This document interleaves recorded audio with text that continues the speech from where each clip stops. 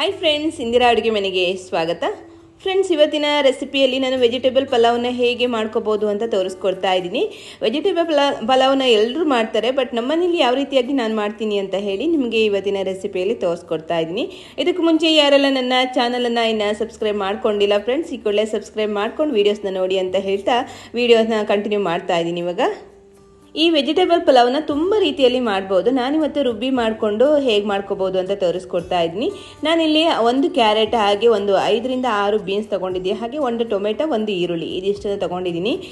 ಈಗ ವೆಜಿಟೇಬಲ್ನ ನಾನು ನೀಟಾಗಿ ಕಟ್ ಮಾಡ್ಕೊಂಡು ನಾನು ಸ್ವಲ್ಪ ಸಣ್ಣಗೆ ಕಟ್ ಮಾಡ್ಕೊಂಡಿದ್ದೆ. ಹಾಗೆ ನೋಡಿ, ಇಷ್ಟು ಬಟಾಣಿನ ನಾನು ರಾತ್ರಿನೇ ನೆನೆ ಹಾಕಿ ಇಟ್ಕೊಂಡಿದ್ದೀನಿ, ಅದನ್ನು ಕೂಡ ಸ್ವಲ್ಪ ತೆಗೆದಿಟ್ಕೊಂಡಿದ್ದೀನಿ. ಇವಾಗ ವೆಜಿಟೇಬಲ್ ಎಲ್ಲ ಕಟ್ ಮಾಡ್ಕೊಂಡು ಆದಮೇಲೆ ರುಬ್ಬಕ್ಕೆ ಏನೇನು ಹಾಕಬೇಕು ಅಂತ ತೋರಿಸ್ತೀನಿ. ನಾನಿಲ್ಲಿ ಒಂದು ಮಿಕ್ಸಿ ಜಾರ್ ಇಟ್ಕೊಂಡಿದ್ದೀನಿ. ಇವಾಗ ಇದಕ್ಕೆ ಏನೇನು ಹಾಕಬೇಕು ಅಂತ ತೋರಿಸ್ತೀನಿ. ನೋಡಿ, ನಾನು ಇದಿಷ್ಟು ಶುಂಠಿನೇ ತಗೊಂಡಿದ್ದೀನಿ, ಒಂದು ಲಿಂಬೆಹಣ್ಣು ಗಾತ್ರದಷ್ಟು ಶುಂಠಿ ತಗೊಂಡಿದ್ದೀನಿ, 2 ಹಸಿಮೆಣಸಿನ್ಕಾಯಿ, ಖಾರಕ್ಕೆ ಅನುಗುಣವಾಗಿ ನೀವು ಹಾಕೊಳ್ಳಿ, ಹಾಗೆ ಒಂದು 3 ರಿಂದ 4 ಬೆಳ್ಳುಳ್ಳಿ ಎಸಳು, ಸ್ವಲ್ಪ ತೆಂಗಿನಕಾಯಿ, ಆಮೇಲೆ ಸ್ವಲ್ಪ ಪುದೀನ ಹಾಕ್ಕೊಂಡಿದ್ದೀನಿ. ಕೊತ್ತಂಬರಿ ಸೊಪ್ಪು ಸ್ವಲ್ಪ ಜಾಸ್ತಿನೇ ಹಾಕ್ಕೊಂಡಿದ್ದೀನಿ. ನೋಡಿ, 1 ಹಿಡಿ ಅಷ್ಟು ಆಗೋಷ್ಟು ಕೊತ್ತಂಬರಿ ಸೊಪ್ಪನ್ನು ಹಾಕ್ಕೊಂಡಿದ್ದೀನಿ. ಆಮೇಲೆ ಒಂದು ಅರ್ಧ ಈರುಳ್ಳಿ, ಸ್ವಲ್ಪ ಚಕ್ಕೆ, ಒಂದು ಅರ್ಧ ಸ್ಪೂನ್ ಆಗೋಷ್ಟು ಸೋಂಪು, ಇದಿಷ್ಟನ್ನು ಹಾಕ್ಕೊಂಡು ಇವಾಗ ನಾವು ನುಣ್ಣಗೆ ರುಬ್ಕೊಳ್ಳೋಣ. ತುಂಬ ಟೇಸ್ಟಾಗಿ ಬರುತ್ತೆ. ನಾವು ರುಬ್ಬಿನೂ ಕೂಡ ಮಾಡ್ಕೋಬೋದು, ಅಥವಾ ಗರಂ ಮಸಾಲ ಪೌಡ್ರ್ ಮಾತ್ರ ಹಾಕೊಂಡ್ಬಿಟ್ಟು ಕೂಡ ಮಾಡ್ಕೋಬೋದು.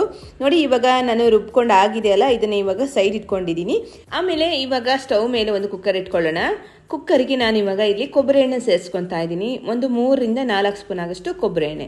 ಇದ್ರ ಜೊತೆ ನೀವು ತುಪ್ಪ ಕೂಡ ಸೇರಿಸ್ಕೋಬಹುದು. ನಂತರ ಇದಕ್ಕೆ ಗರಂ ಮಸಾಲ ಪದಾರ್ಥಗಳನ್ನು ಹಾಕೊತಾ ಇದ್ದೀನಿ. ಪಲಾವ್ ಎಲೆ, ಚಕ್ಕೆ, ಸ್ಟಾರ್ ಮೊಗ್ಗು, ಅನಾನಸ್, ಹಾಗೆ ಸೋಂಪು, ಇದಿಷ್ಟನ್ನ ಹಾಕೊಂಡ್ಬಿಟ್ಟು ನಂತರ ನಾನಿಲ್ಲಿ ಟೊಮೆಟೊ, ಈರುಳ್ಳಿನ ಹಾಕೊತಾ ಇದ್ದೀನಿ. ನಾನಿಲ್ಲಿ ಒಂದು ಟೊಮೆಟೊ, ಒಂದು ಈರುಳ್ಳಿ ಕಟ್ ಮಾಡಿಕೊಂಡು ಇಟ್ಕೊಂಡಿರೋದಲ್ಲ, ಅದಿಷ್ಟನ್ನ ಫಸ್ಟಿಗೆ ಹಾಕೊಂಡು ಅದಿನ್ನೇನು ಚೆನ್ನಾಗಿ ಸ್ಮ್ಯಾಶ್ ಆದಮೇಲೆ ನಾನು ಒಂದು ಅರ್ಧ ಸ್ಪೂನ್ ಆಗೋಷ್ಟು ಶುಂಠಿ ಬೆಳ್ಳುಳ್ಳಿ ಪೇಸ್ಟ್ನ ಹಾಕೊಂಡಿದ್ದೀನಿ. ನಂತರ ಅದೊಂದು ಸ್ವಲ್ಪ ಹಸಿ ವಾಸನೆ ಹೋದ ನಂತರ ನಾವೇನು ತರಕಾರಿ ಕಟ್ ಮಾಡ್ಕೊಂಡಿದ್ದೀವಲ್ಲ ಅದನ್ನು ಕೂಡ ಹಾಕೊತಾ ಇದ್ದೀನಿ. ಆಮೇಲೆ ಬಟಾಣಿ ಕೂಡ ಸೇರಿಸ್ಕೊತಾ ಇದ್ದೀನಿ. ಇದ್ರ ಜೊತೆ ನೀವು ಎಕ್ಸ್ಟ್ರಾ ಬೇರೆ ತರಕಾರಿ ಬೇಕಾದರೂ ಹಾಕೋಬಹುದು. ನೋಡಿ, ನಾನಿಲ್ಲಿ ಇಷ್ಟೇ ತರಕಾರಿ ಸೇರಿಸ್ಕೊಂಡಿರೋದು. ನೀವು ಇಲ್ಲಿ ಸೋಯಾ ಚಂಕ್ಸ್ ಕೂಡ ನೆನೆ ಹಾಕೋಬಹುದು, ಅದು ಕೂಡ ತುಂಬಾ ಚೆನ್ನಾಗಾಗುತ್ತೆ. ನಂತರ ನೋಡಿ, ನಾನೇನು ರುಬ್ಬಿ ಇಟ್ಕೊಂಡಿದ್ನಲ್ಲ ಮಸಾಲೆ, ಅದನ್ನು ಕೂಡ ಇವಾಗ ಸೇರಿಸ್ಕೊತಾ ಇದ್ದೀನಿ.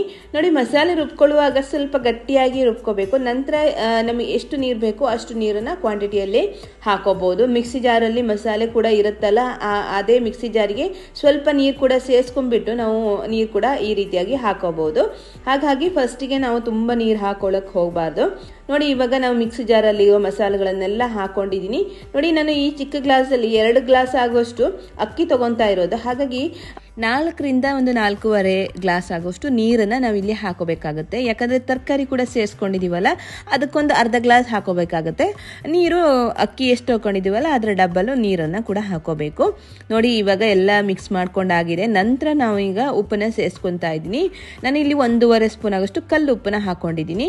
ನಂತರ ಅಕ್ಕಿ ಚೆನ್ನಾಗಿ ವಾಶ್ ಮಾಡಿಕೊಂಡು ಇವಾಗ ಅಕ್ಕಿ ಕೂಡ ಹಾಕೊಂಡಿದ್ದೀನಿ. ಅಕ್ಕಿ ಇಲ್ಲಿ ನಾರ್ಮಲ್ ಅಕ್ಕಿ, ಅಂದರೆ ನಾವೇನು ಊಟಕ್ಕೆಲ್ಲ ಯೂಸ್ ಮಾಡ್ತೀವಲ್ಲ ಅದೇ ಅಕ್ಕಿನ ಇಲ್ಲಿ ಹಾಕೊಂಡಿರೋದು. ಅಕ್ಕಿ ಎಲ್ಲ ಹಾಕಿದ ಮೇಲೆ ನೋಡಿ, ಚೆನ್ನಾಗಿ ಮಿಕ್ಸ್ ಮಾಡಿಕೊಂಡು ನಾವೀಗ ಕುಕ್ಕರ್ ಲಿಡ್ನ ಮುಚ್ಚಬೇಕಾಗತ್ತೆ. ನೋಡಿ, ಯಾವ ಕಲರ್ ಬಂದಿದೆ, ತುಂಬ ಚೆನ್ನಾಗಾಗುತ್ತೆ ಫ್ರೆಂಡ್ಸ್. ನಾವು ಬೆಳಿಗ್ಗೆ ಮಕ್ಕಳಿಗೆಲ್ಲ ಬಾಕ್ಸಿಗೆಲ್ಲ ಈ ರೀತಿ ಮಾಡಿಕೊಟ್ರೆ ಅವರು ತುಂಬ ರುಚಿಯಾಗಿರುತ್ತೆ ಅಂತಲೂ ಕೂಡ ಹೇಳ್ತಾರೆ. ಫ್ರೆಂಡ್ಸ್, ನಮ್ಮ ಮನೆಯಲ್ಲಿ ನಾನು ಈ ರೀತಿ ಪಲಾವ್ ಮಾಡ್ತೀನಿ. ನಿಮ್ಮ ಮನೆಯಲ್ಲಿ ಯಾವ ರೀತಿ ಪಲಾವ್ ಮಾಡ್ತೀರಾ ಅಂತ ನನಗೆ ಕಮೆಂಟ್ ಸೆಕ್ಷನಲ್ಲಿ ತಿಳಿಸಿ, ಆಯಿತಾ?